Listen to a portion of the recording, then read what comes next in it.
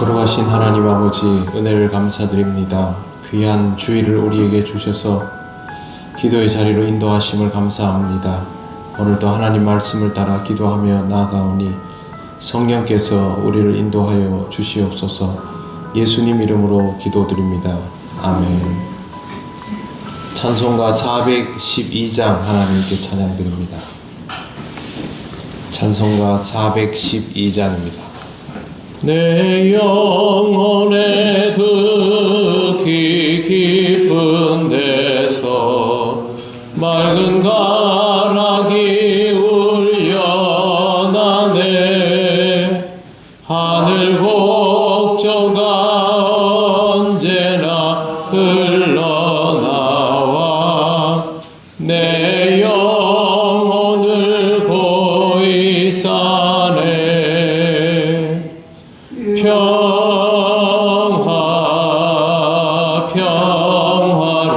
평화로다. 하늘 위에서 내려오네. 그 사랑의 물결이 영원토록 내 영혼을 덮으소서. 내 마음속에 솟아나 이 평화는 깊이 묻힌 보배로다. 나의 보화를 캐내어 가져갈 자 그 아무도 없으리라.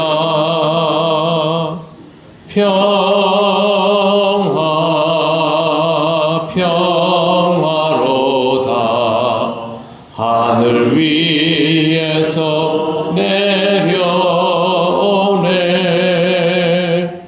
그 사랑의 물결이 영원토록 내 영혼을 덮으소서. 내 영혼의 평화가 넘쳐남은 주의 큰 복을 받음이라. 내가 주야로 주님과 함께 있어 내 영혼이 편히 쉬네.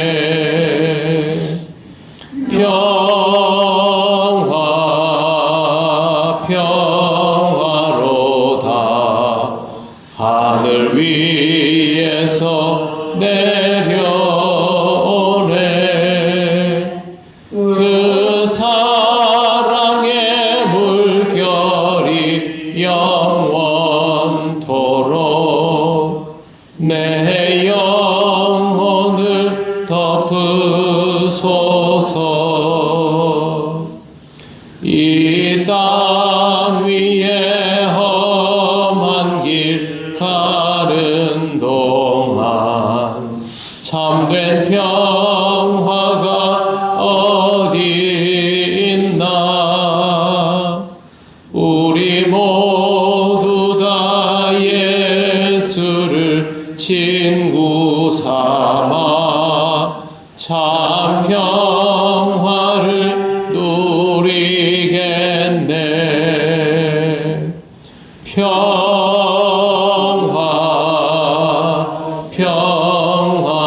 평화로다. 하늘 위에서 내려오네. 그 사랑의 물결이 영원토록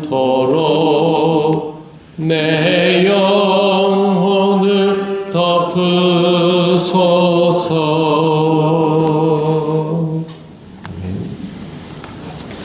하나님 말씀 골로새서 3장 8절입니다.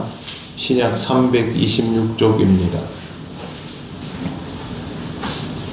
골로새서 3장 8절 말씀 다 같이 봉독하겠습니다.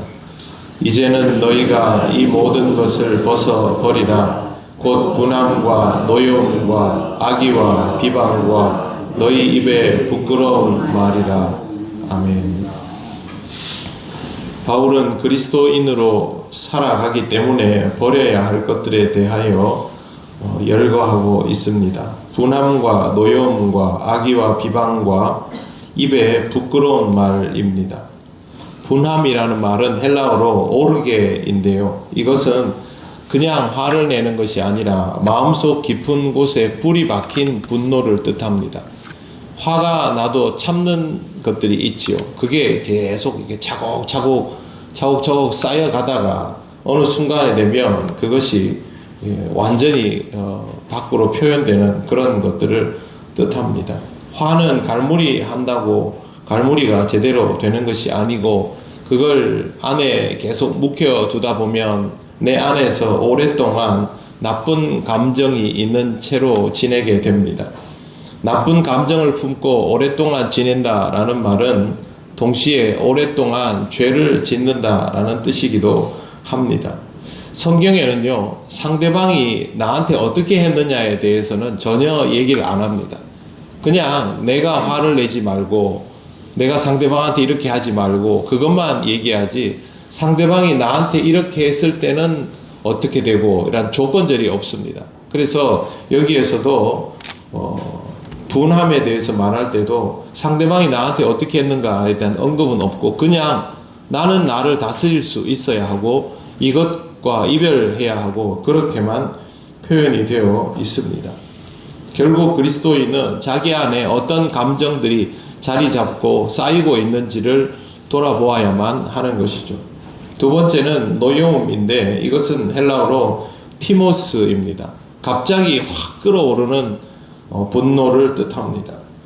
음식할 때 보면 이 숯불 같이 불이 꺼지고 난 다음에 있는 열을 가지고 서서히 익히는 경우도 있지만 집불처럼 그냥 불 확 질러 가지고 짧은 시간 안에 익히는 방식도 있지 않습니까? 두 번째 나오는 이 노여움이라는 것은요, 순간적으로 확 끓어오르는 것을 뜻합니다. 기질적으로 이렇게 될 수 있다라고 생각하는 경우들도 있지만 무엇보다 중요한 것은 내가 왜 화를 낼까 하는 것을 돌아보는 겁니다. 화를 내는 가장 큰 이유는 기대가 충족되지 않아서입니다. 기대라는 전제를 가지고 있는데 그것이 충족되지 않으니까 거기에 대한 불만족이 이렇게 표현되고 폭발하는 것입니다. 기대가 없으면 불만도 없어지고 욕구가 좌절되는 경험을 할 필요도 없습니다. 경계가 없으면 경계를 넘어서는 것에 대하여 불쾌해야 할 이유도 없습니다. 그러나 인간은 기대가 있고 그어놓은 경계도 있고 지키고 싶은 것들도 있습니다. 그렇기 때문에 이런 것들이 무너지거나 넘어서게 되면 분노하거나 폭발하게 됩니다. 인간에게 이런 요소들이 당연히 있는 것 아닌가라고 생각하실 겁니다. 인간에게는 이런 요소들이 당연히 있습니다. 그러나 그리스도로 인하여 다시 살아난 사람은 자신이 가지고 있던 기대나 기준이나 경계 같은 것들이 더 이상 중요하지 않게 됩니다. 욕심의 방향이 이 땅에서 하나님 나라로 바뀌었고 이웃의 경계가 혈통에서 복음의 사람들로 확장되었고 모든 기대가 하나님 나라의 소망으로 바뀌었기 때문에 자신이 주장하고 고집하고 경계에 그어야 할 것들이 서서히 변화됩니다. 일반적인 인간에게는 모두 선명하게 그어져 있던 것들이 하나님 나라의 백성으로 살아가게 되면서는 다 바뀌게 되는 것입니다. 이래서 바울이 그리스도인이 되면 이런 것들이 버려져야 한다라고 말하고 있습니다. 여기에는 다른 이유가 없고요. 우리가 미숙해서 잘 못할 뿐이지 궁극적으로는 버려야 합니다. 그렇기 때문에 우리 그리스도인들은 스스로 이런 것들로부터 자유함을 얻는 인생이 되어가야 함을 깨닫고 신앙의 정진을 이루어갈 필요가 있습니다. 교회를 다니는 게 그냥 교회 나오는 것으로 끝나면 얼마나 간단하고 좋겠습니까? 신앙생활을 오래 해보셔서 아시겠지만 신앙생활은 교회를 다니는 것에서부터 시작하지 교회를 다니는 것으로 끝나지 않습니다. 그렇기 때문에 이 부분에 대한 묵상과 또 성찰이 필요합니다.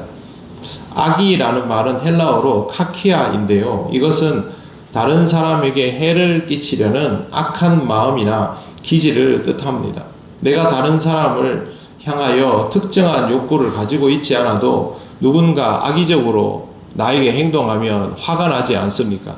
그런데 누군가 악의적으로 행동하는 게 다른 이도 아닌 나 자신이면 여기에 해당이 되는 것이죠. 이건 일종의 덫을 놓는 것과 같다고 보시면 됩니다. 상대방이 실수하도록 여지를 딱 만들어 놓고 그 사람이 거기에 발을 딱 들여놓도록 해서 그걸로 올무를 만드는 것이죠. 말을 할 때도 상대방의 실수를 유도하고 행동을 하거나 사역을 하거나 사업을 할 때도 상대방이 실수하도록 만들어 놓고 그걸 통하여 우위를 선점하는 방식이 본문에 나오는 악의에 해당됩니다. 이런 것들을 할 때 있어서 행동으로 하는 것도 있지만 언어로 하는 것도 있겠지요. 행동으로 하는 건 되게 나쁘고 언어로 하는 건 별로 나쁘지 않다고 생각하기도 하는데 그렇지 않습니다. 말로 때리든 손으로 때리든 때리는 건 똑같습니다. 나쁜 마음으로 시작하였기 때문에 이런 일들은 굉장히 큰 죄가 될 수 있습니다. 다른 사람을 향하여 악한 마음을 가지고 있는, 악한 계략을 가지고 있는 자기 자신을 발견할 때마다 우리는 하나님 앞에 그것을 내려놓고 기도하는 사람이 되어야 합니다. 우리의 범죄함은 우리 전체를 하나님 나라에 이르지 못하게 만들기 때문입니다. 마가복음 9장 43절 만일 내 손이 너를 범죄하게 하거든 찍어버리라. 장애인으로 영생에 들어가는 것이 두 손을 가지고 지옥 꺼지지 않는 불에 들어가는 것보다 나으니라. 이것도 똑같이 예수님 말씀도 끊어버리라 입니다. 우리에게 있어서 이렇게 하나님 나라에 합당하지 않은 것들은 끊어버리고 내어버릴 수 있는 신앙의 삶을 연단하며 살아가시기를 바랍니다. 기도드리겠습니다. 하나님 아버지 은혜를 감사합니다. 우리의 부족한 성정을 아시고 우리에게 이와 같은 말씀을 주시니 감사합니다. 우리의 마음속에 여전히 이러한 것들의 잔존물들이 있지만 그러나 하나님의 말씀을 따라 그리스도의 은혜로 새로움을 입으며 살아가게 됨을 감사합니다.